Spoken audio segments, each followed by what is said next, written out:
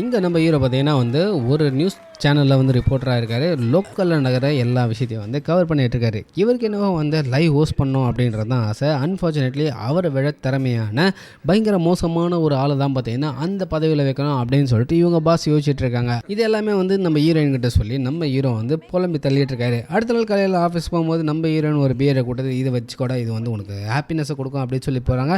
And டிராஃபிக்கில் மாட்டி நம்ம ஹீரோ லேட்டாக போயிறாரு. கடைசியில் மீட்டிங்கில் லேட் ஆகிடுது.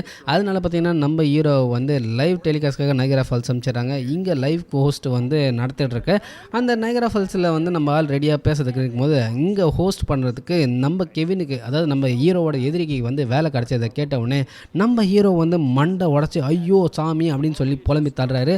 அதனாலேயே பார்த்தீங்கன்னா இது லைவில் பண்ணனால அவரை வேலையை விட்டு தூக்கிடுறாங்க. இப்போ நம்ம ஆளுக்கு வேலை இல்லை. இதுக்கப்புறம் என்ன நடந்துச்சுன்னு தெரிஞ்சுக்கிறதுக்கு படத்தோட ஃபுல் லிங்க் கீழே கொடுத்துருக்கேன், பார்த்து என்ஜாய் பண்ணுங்கள்.